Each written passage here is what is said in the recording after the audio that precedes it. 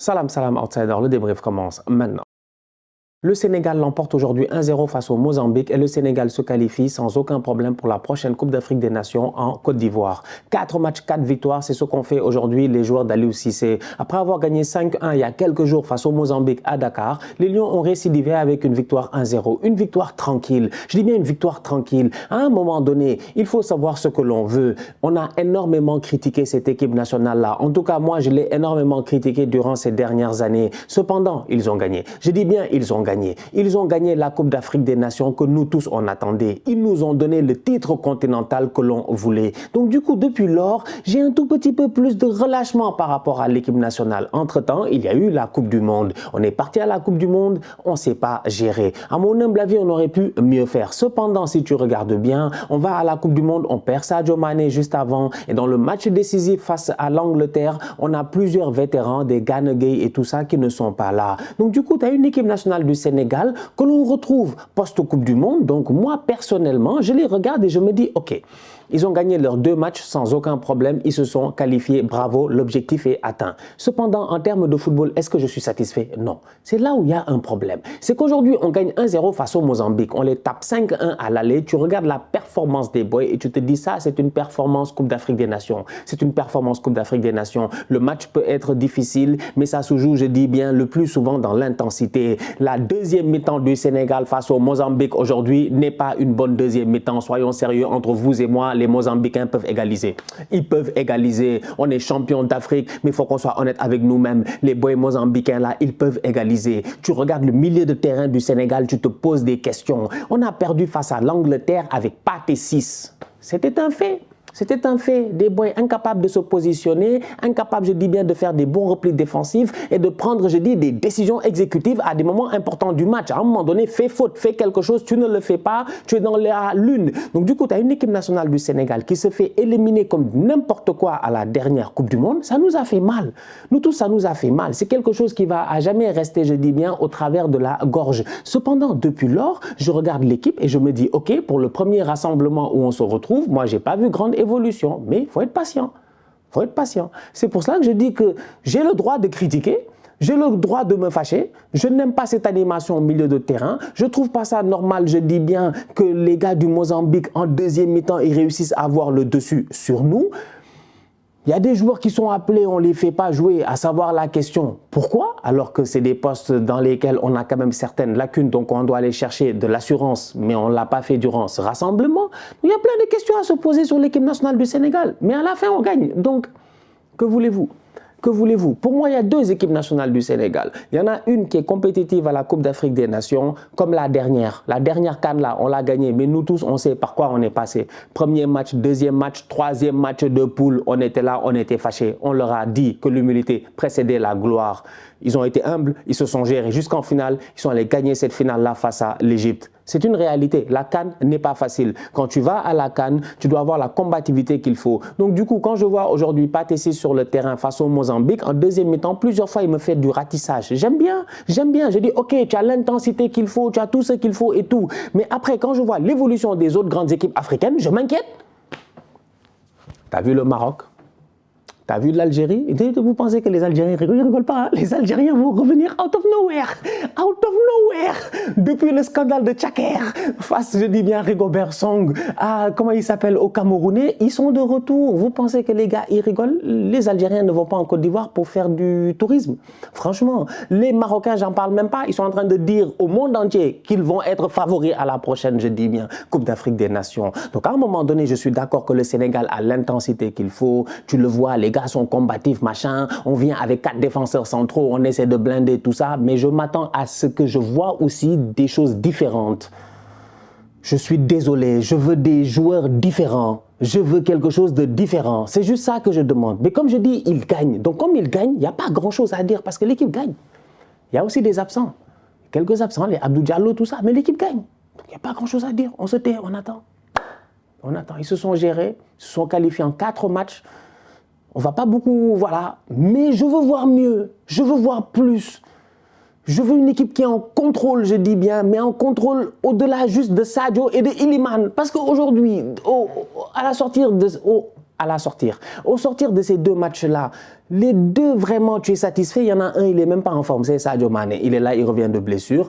Tuchel va l'attendre là-bas pour lui mettre de la pression quand il va revenir au Bayern et tout. Il va énormément jouer peut-être d'ici la fin de la saison. Sadio Mané s'est beaucoup ménagé. On l'a vu aujourd'hui, il ne force pas beaucoup. Il n'y a pas de problème, je suis à 100% d'accord avec lui. Il revient quand même d'une longue blessure. Et ça faisait longtemps qu'il n'avait pas eu de longue blessure. Donc Sadio Mané est sur le terrain, il combine avec Iliman Ndiaye. Là, tu vois qu'il y a une connexion. Il y a deux joueurs qui savent jouer au football. Il y a deux gars qui communiquent, je dis bien, avec le même langage footballistique. Leur QI football est peut-être même au même niveau éventuellement. Tellement aujourd'hui, on va être sérieux, le football entre Sadio et Iliman était parfait. Les petits dribbles, les combinaisons, les passes à gauche, les passes à droite. Tu regardes ça, tu as envie de dire à Ismaël Sarr, j'espère que franchement, Iso, là où tu étais assis, tu as vu le match? Non, c'est que maintenant, on devient exigeant, quoi. On devient exigeant. C'est pour ça que je dis que, man, les boys là, je les respecte beaucoup. Ils m'ont donné ce que je ne pensais même pas qu'on allait pouvoir avoir. C'est la Coupe d'Afrique des Nations. Je dis, depuis lors, quand je parle, je fais attention. Je fais attention parce que j'ai du respect pour eux. Mais j'espère, je dis bien quand même, franchement, que Ismaël Sarr, il a vu ça.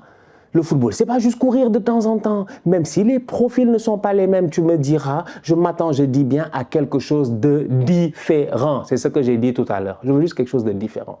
Je veux une équipe nationale du Sénégal qui continue à gagner, mais qui gagne avec un peu plus d'assurance. Qui soit, je dis bien, de temps en temps différente. Qui soit capable de se métamorphoser par rapport à son adversaire. Qui soit caméléon un tout petit peu. C'est ce que je veux, c'est tout. Mais sincèrement, au sortir de la trêve internationale, il y a de quoi avoir pas mal de satisfaction. L'équipe nationale continue de performer dans toutes les catégories possibles. J'espère que les U23 vont se gérer face au Mali. Bref, ouais, top performance de la part de Iliman Ndiaye. Encore une fois, très fort Starboy, très fort. Depuis El Hadji Ousseynou Diouf, on n'avait pas eu un grand dribbleur comme ça en équipe nationale. C'est moi qui le dis. Si vous n'êtes pas content, c'est votre problème. Koumer Yaham. Depuis Diouf, on n'avait pas un grand dribbleur comme Iliman Ndiaye. Quand même. Moi, j'ai vu El Hadji, je me rappelle, j'avais 13 ans, 14 ans. On allait au stade Léopold Sédar Senghor, je dis bien, Diouf était là, du doute, gars, taf. J'ai pas vu ça depuis. Iliman, c'est un autre joueur. Franchement, il bosse à rendre au milieu de terrain. Il est excellent dans son football. Aujourd'hui, c'est un joueur qui, franchement, apporte énormément quelque chose de différent. Tu vois, le mot, c'est vraiment différent. C'est différent, en fait. Aujourd'hui, on vient face au Mozambique avec Boulaye Dia, Sadio Mané, Ismaël Sarr. Sûrement, on gagne le match. Parce que c'est le Sénégal.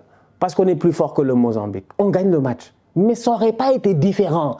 Offensivement, tu aurais eu les mêmes choses. Long ballon de Kalidou, Iso down, je ne sais pas quoi, on aurait dit un cheval, l'autre est reparti là-bas, je dis bien, on aurait dit un deuxième cheval, après ça devient une course épique. Gars, balma. Franchement, pardonnez-moi, hein. Moi je veux voir du football. Je veux voir du football. Il n'y a que ça que je demande. Je veux voir une identité de jeu. Aliou Cissé doit se gérer. Aliou Cissé doit se gérer parce qu'il nous a dit qu'il va rester. Donc à la prochaine Coupe d'Afrique, quand même, on est tenant du titre. Même si la CAN, c'est pas simple. On est d'accord, c'est pas simple. La CAN ne sera pas simple. Et ça se voit en Afrique. Le Nigeria perd à domicile face à la Guinée-Bissau. Mais c'est pas facile, franchement. Toute honnêteté. T'es République centrafricaine, tu comprends pas, out of nowhere, ils sont deuxième derrière le Ghana, ils ont dit ils vont venir à la Coupe d'Afrique. C'est pour dire, l'Afrique, c'est pas simple. Jouer en Afrique, c'est pas simple. Le Cameroun se fait taper par la Namibie.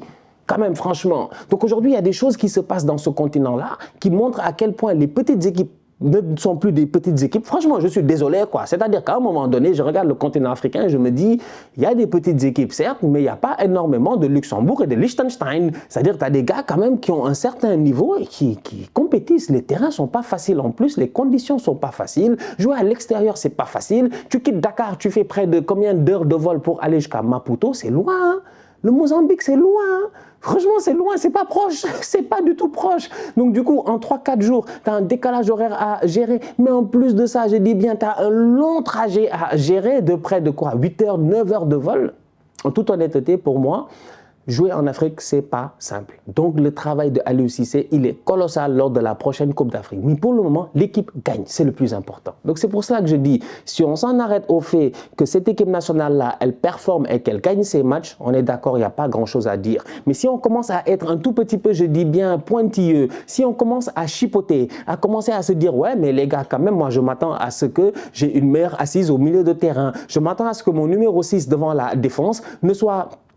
je sais pas, soit un joueur avec une palette de jeu beaucoup plus complète que Pathé Ciss, beaucoup plus complète que Nampalys Mendy, mais en plus de ça, qui joue régulièrement dans un club où il fait les grands rôles. En fait, il y a plein de facteurs qui rentrent en jeu à un moment donné, franchement. Plein de facteurs qui rentrent en jeu. On va arriver l'année prochaine en janvier avec Gana Gueye au milieu de terrain parce que Gana sera là et Gana va dire qu'il va jouer. Alors qu'en réalité, peut-être que Gana ne doit sûrement pas jouer. Mais est-ce qu'on ose le dire réellement? Je ne sais pas. La CAN, c'est dans un an. Est-ce que tu as le temps de tester d'autres joueurs? Sûrement. Peut-être bien que oui, mais peut-être bien que non, vu qu'il y en a qui ont été appelés durant cette trêve et qui n'ont même pas foulé les terrains. Donc, en tout cas, moi, cette équipe-là, je continue à y croire. Hein. Vous-même, vous savez quand même. Demba Diarra, à la prochaine CAN, on va être là. S'ils sont éliminés, on va pleurer. S'ils vont gagner, on va pleurer. Nous tous, on aura les larmes de Moustapha Nam. Donc, adviendra ce qui adviendra. Bonne trêve internationale, mais peut beaucoup mieux faire. Franchement, beaucoup mieux faire.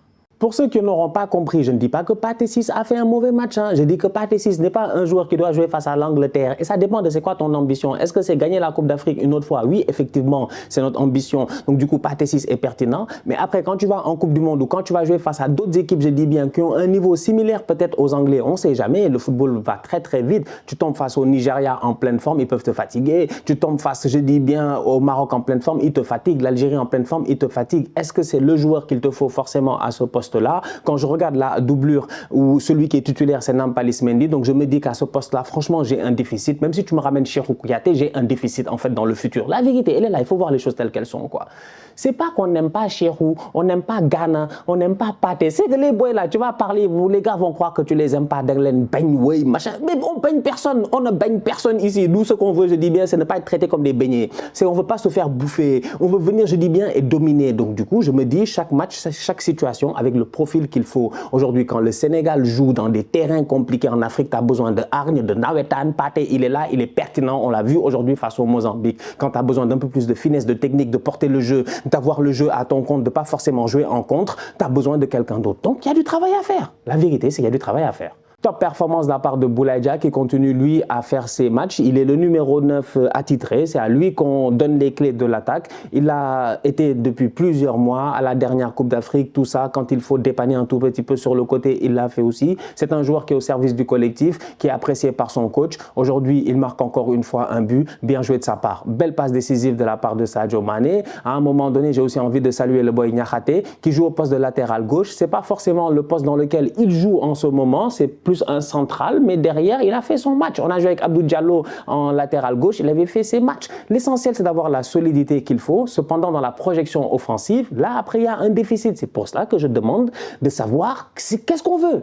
En fait, qu'est-ce qu'on veut? On cherche à faire quoi? On cherche à faire quoi? Franchement, j'ai plusieurs questions de temps en temps par rapport au système de jeu, à plein de choses. Mais comment on gagne?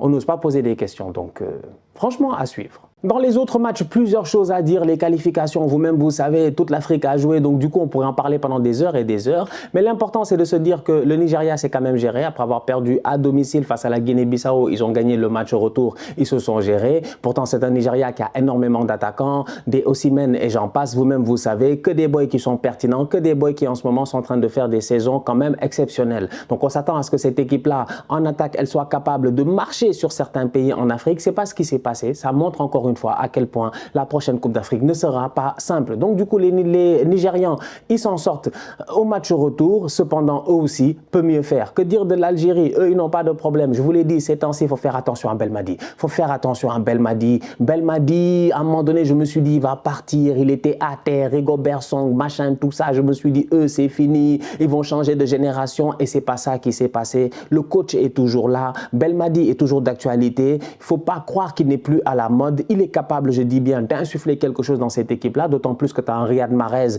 qui est au top de sa forme avec l'équipe nationale, un Riyad Mahrez qui, franchement, je pense qu'à la prochaine Coupe d'Afrique, il aura aussi à cœur d'essayer d'aller défendre le titre qu'ils n'ont pas réussi à défendre au Cameroun la dernière fois. Donc du coup, tu as une belle équipe nationale d'Algérie aussi qui est en train de revenir, pas mal de binationaux qui ont été appelés. Donc franchement, je regarde là et je me dis, en fait, la vérité, c'est qu'attention au Maroc.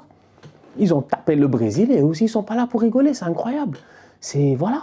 Voilà, tout le monde est là. Côte d'Ivoire aussi, il se gère. Tu regardes, il y a des gamins, des Amad Traoré, tout ça. Tu as une nouvelle jeunesse qui arrive. Tu as un bon équilibre avec des gars d'expérience, Sangaré, Kessié.